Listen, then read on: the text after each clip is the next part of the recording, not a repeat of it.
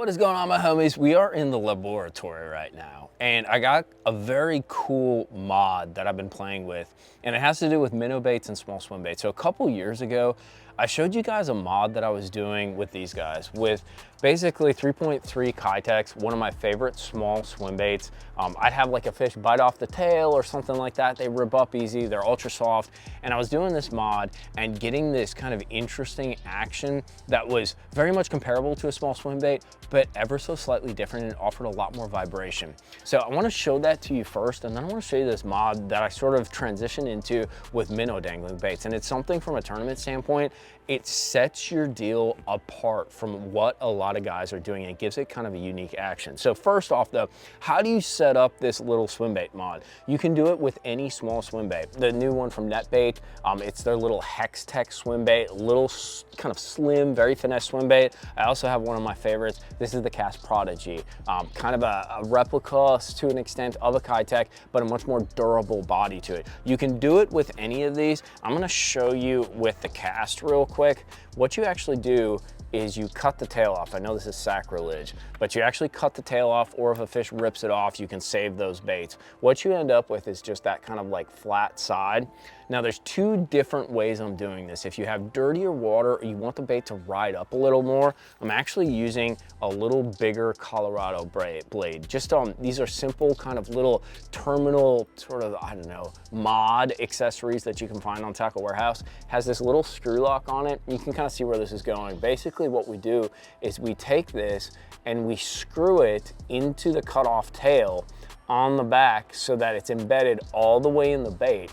What ends up happening is it becomes a mimic for the missing tail and actually acts to sort of rise the bait up and kick. Kind of badass, right? It provides a lot more water displacement. You can slow roll it and get return and kind of thump if you got slightly stained water, or if they're sick of seeing that Keitech because they see it all the time. It gives you a completely different presentation. What's also really interesting when you add these blades to the swim baits, and it also happens with the minnow bait, they do this sort of like circle down, almost like a tube, that sort of dead stall kind of spinning fall when you kill it. What we're doing with the minnow bait, and this has been the hardest thing, differentiating yourself from everybody dangling minnows, right? It's one of the hottest tournament techniques right now. It catches them. You can't argue with the results, whether you like forward facing or not. Guys are throwing this minnow, they're using all different sizes, you know, 5-inch winged flukes, 3-inch winged flukes, you know, the Secamata shed, these different style fluke baits in different sizes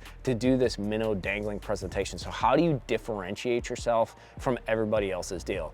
Well, you guys know, because you watched the channel, that I just came out with my little live rocker jig head.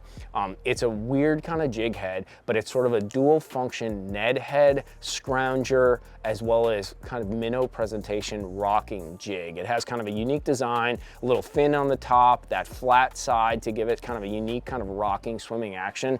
What I'm doing is I'm taking that head and I'm adding a minnow bait to it, and then I'm cutting the tail of the minnow bait off. This is actually a Keitech, and I'm cutting the tail of that minnow bait off and adding that Keitech blade spinner.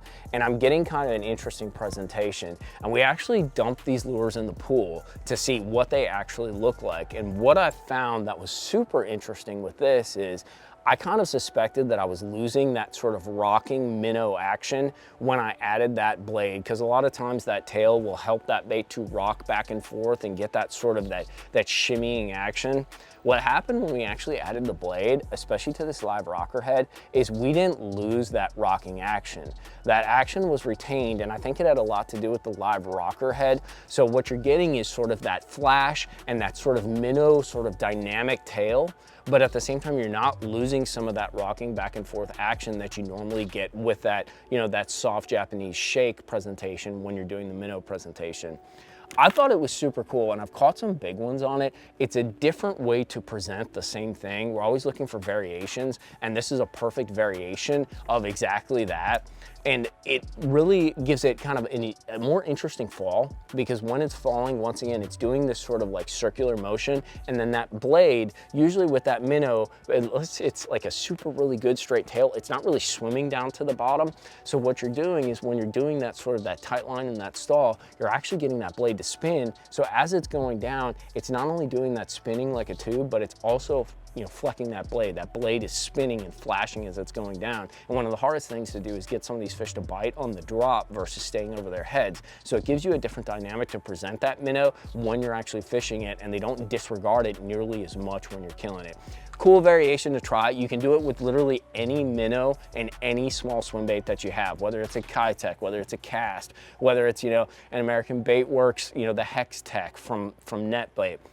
And the same applies on the minnow end. You know, if you're running like the crazy Jackal drift fry, if you're running like the Duo Realis that I like to play with that looks like a little fluke, or even just a standard fluke or your standard Crush City stuff, you can cut these tails off or save the baits that get bit off by like gar and things like that, get the tail tore off, and you can add that blade, give that bait longer life, and give it a completely different look for the exact same presentation that you're making. I'll put links to all this stuff, the Humdinger blade, the bigger Colorado blades, the jig heads, the live rocker, and some of the minnow baits that I use down in the description box for you guys to check out. But it's definitely something if you're into small swim bait fishing, hover strolling, tight lining, techniques that you do with these finesse swim baits, or you're into the minnow dangling and you're looking for that little edge on tournament fishing, it's definitely something that you need to try, because it does the same thing but completely changes the presentation. Hit that like and subscribe button for me. We'll see you back out on the water talking fishing, talking hacks, talking techniques.